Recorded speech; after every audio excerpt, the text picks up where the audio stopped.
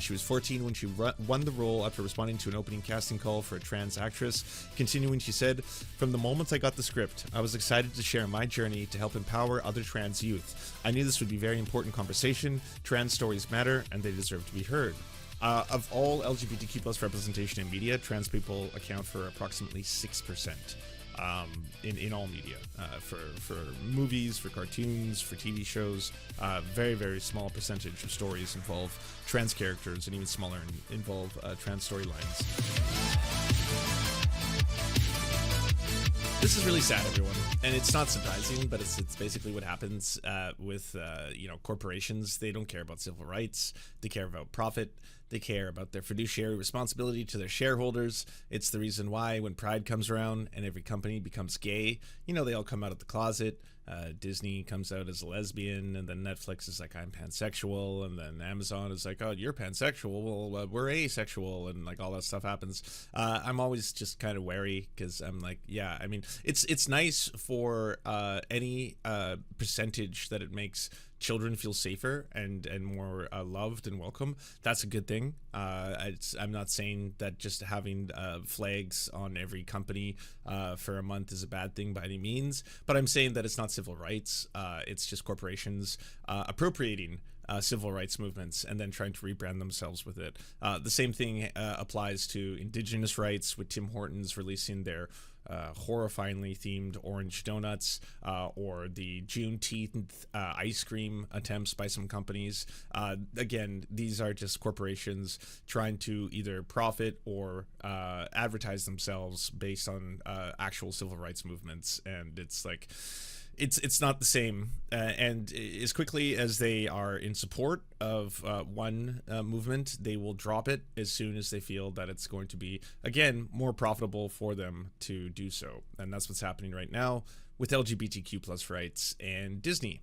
Disney a couple years ago came under fire, specifically for saying that they were going to be more inclusive in their content. They were going to tell more storylines involving gay characters, involving trans characters, and it wasn't really, that prominent. The right lost their mind regardless. You could have one lesbian kiss in Lightyear was enough for them to be like, oh my god, this is pedophilia, this is child abuse.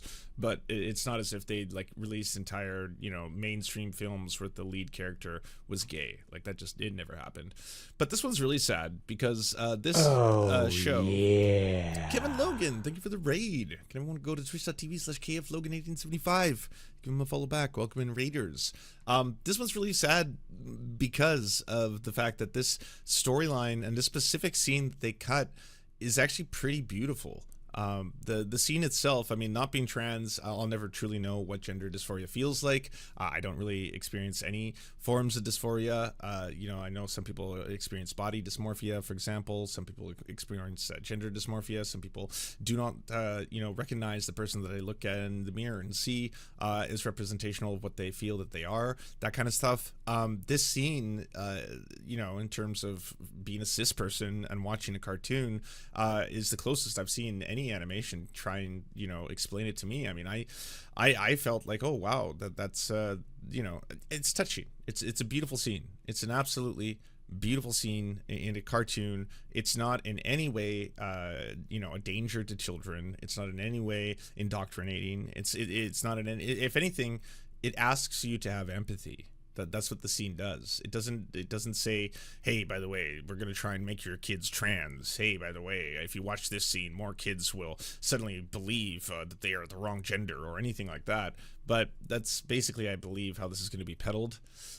Pixar's original animated series, Win or Lose, will no longer include a trans storyline in a later episode, The Hollywood Reporter has learned. The series follows a co-ed middle school softball team named the Pickles in the week leading up to the championship game. Each of the 8 episodes center on the off-field life of a character and their point of view, whether it be a player, a parent, a coach, or an umpire. The spokesperson for Disney confirmed that the story arc was removed and provided the following statement to THR. When it comes to the animated content for a younger audience, we recognize that many parents would prefer to discuss certain subjects with their children on their own terms and timeline. The character remains in the show, but a few lines of dialogue that reference gender identity are being removed. A source close to Win or Lose said the studio made the decision to alter course several several months ago. Disney declined to comment on any further details. It's not the first time the company has come under scrutiny for LGBTQ plus storylines, particularly regarding its animated content. In 2022, controversy erupted both inside and outside of Disney following former CEO Bob Chapek's much criticized response to Florida's Don't Say Gay bill. In June of that year, Pixar's Lightyear included a same-gender relationship and kiss, which also sparked controversy. Disney Animation's Strange World, which featured an openly gay character, opened several months later. Both films failed to perform domestically or overseas, earning just $226.4 million and $73.6 million respectively at the global box office. LGBTQ plus content faces challenges in certain international markets, where a country may impose a more restrictive age rating or ban the content altogether, which is why they usually don't feature a prominent, queer character. They usually feature ones that they can edit out. Gender identity has become a charged and divisive topic across the United States, especially around youth and sports. Most recently, Disney Channel's animated series Moon Girl and the Devil Dinosaur made headlines after some who worked on the show took to social media to say Disney banned the release of an episode focused on a recurring trans character. The company denied that the episode was banned and said the decision to hold on releasing the episode was made more than a year ago, and it was not because of the trans character inclusion. Disney has continued to feature LGBTQ plus content in its more adult-focused fare, notably Marvel Television Agatha All Along, Searchlight Pictures, All of Us Strangers, Next Goal Wins, and Fire Island, and FX Pose, amongst others. Now, this, like I've said for a lot of other things, is an entry point. It's a very easy thing to try and get everyday people who might not be openly homophobic, who might not be openly transphobic, who might not openly have animosity towards queer people, to suddenly say, oh, well, this is about the kids. Okay, so you want to make sure that you're not potentially sexualizing content for children, right? And it's not sexual, though. In any way, I'll show you the scene, by the way, so you can see that this is not in any way indoctrinating. It's not in any way trying to, again, promote a certain lifestyle or something like that. It's 100% catered around the idea of making people, especially children, feel safe and normal. And that's the thing, is that within society, if you happen to be LGBTQ+, if you happen to be part of a visible minority group, you are not what is considered the norm. The majority of content that we see all the time is cis, it's straight, it's usually centered around European ideals of beauty, whiteness, that kind of shit. So when you see alternatives to that, suddenly people who are very deeply insecure see that as oppression. And they see that as like, oh, whoa. And they think that all of it has to be inherently sexual. Even if it happens to be someone who is asexual. If you had a character that was asexual, that didn't in any way have sexual desire towards other people, just the inclusion of that person would still be seen as some kind of abomination or sexualizing content. And it also goes to show you how much, Republicans, right-wingers, and people who hate this shit constantly try and push for this. Well, they're totally fine with every single Disney movie having a love story, Aladdin and Jasmine, whatever the fuck is going on in The Lion King, all those kind of scenes. Can you feel the love tonight? I mean, I've made highlight reels to show you how, heteronormative relationships, even if they're between animals in the Disney canon, are not in any way new. They've been in cartoons for as long as I know. And, there's a person who used to produce content, but doesn't make as much content anymore, Jangle Science Lab. And he was like, what actually awakened me to finding out that I was gay was The Lion King. And it was, even though The Lion King features straight characters, there's no gay characters in The Lion King, but there was just something about that cartoon that awakened something in me. And, I don't know what it was, but it means no worries. And then all of a sudden I was singing that song and realizing maybe I like boys, shit like that. It doesn't need to have a gay character in a movie or a cartoon or anything for people to recognize parts of themselves, because that's not how any of this works. If it did, there wouldn't be queer people at all, because everything in the media is straight. Like the vast majority of it, it's overwhelmingly straight. And every single time that there's something that is remotely not straight, it's like, whoa, what's going on there? The studio is far from alone in grappling the potential fallout from politically charged content. All of Hollywood is bracing for what could be tumultuous 4 years under the Trump administration.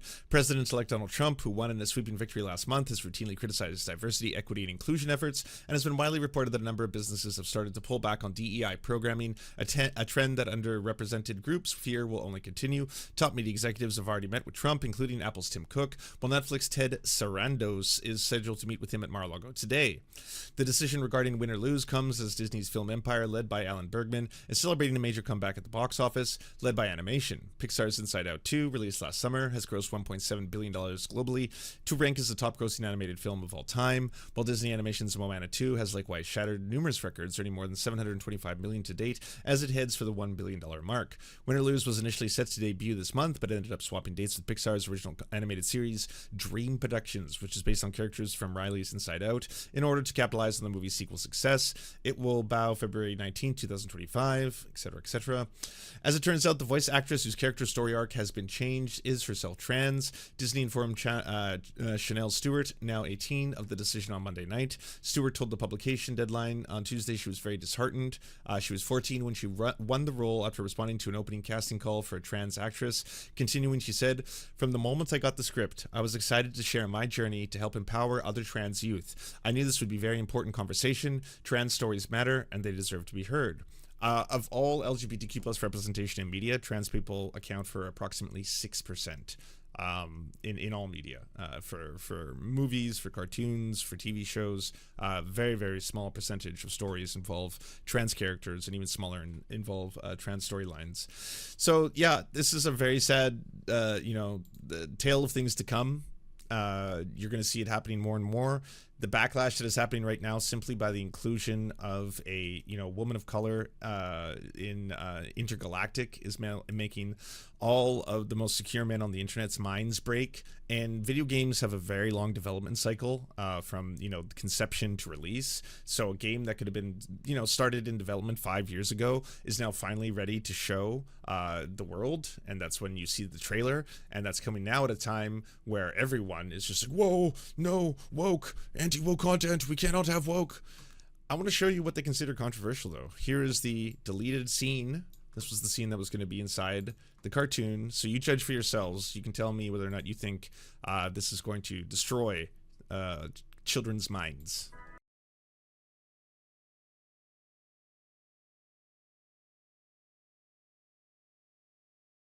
That was it. That was the scene. That was the scene that's now cut. And it's beautiful. I mean, like, Jesus Christ.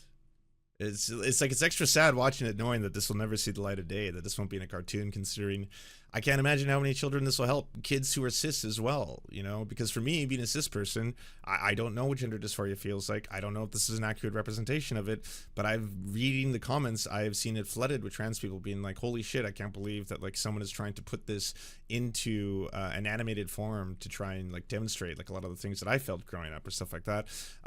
If it helps people feel seen, if it helps people feel safe, if it helps kids feel like, hey, maybe I'm not the only one who feels like that, who looks at myself in the mirror and doesn't see the person they see, in front of them, or is always consistently worried or scared that they're not passing, or they're not, acceptable enough to be inside the right bathroom or shit like that. Like, again, it's profoundly sad that it's gotten to a point now where something, for me anyway, as benign as this, like, the amount of horrifying shit that you see in mainstream cartoons or movies or shit like that, that is totally acceptable for kids, but something like this is just apparently, well, we just feel at this time here at Disney that we don't want to have controversial topics that potentially could have parents unable to have important conversations with their kids that they would have had on their own. And it's like the conversation of you should be loved, the conversation of like, if you are having a hard time, if you feel like you're something you're not, or you're having a bad day, that at least there's people out there who love you. That's too much. That's too controversial. That's sad. It's profoundly sad. Yeah, I like nothing about this in any way, shape, or form is dangerous. If anything, I think it would help a lot of people, but that's just the world we live in. That's the world we're headed towards. And Disney is no longer gay. They are back in the closet, and they are straight. Disney has gone to conversion therapy and do not want anyone to talk about this kind of stuff anymore. I bet you already drink coffee and love coffee, but you're probably worried if your coffee has blood in it. Not literal blood, but conflict zone blood. Did you want to buy coffee that is not only going to be delicious, it's going to arrive right on your door, it helps a little bit fund the serfs, and also it's end-to-end indigenous owned. That's why I partnered with Solstice Coffee, and hey, if you order by going to serfscoffee.com, they even include a free sticker, which is pretty awesome. So there's really no reason to actually not replace the coffee you already drink with delicious ethical coffee. That's why you should check out serfscoffee.com. Hey, if you'd like to unlock secret bonus episodes as well as uncensored content, go to patreon.com/theserfs. This show is produced by Anna Loves Riley, Arian McCarthy, Cheryl Alvarez, Comrade Junkie, Doug Caddy, Everything Important, Hagbard Celine, Jimmy Sombrero, Voltimondi, Omni, Political Puppy, Preston Kroll, Quiet 185, Riley and Anna, Roller Dragon, Cernicus, Stellar Gwyn, Sebastian Demel, Travis McClinton, Trincel, Words Greenwood, with additional support coming from all of these amazing human beings right here.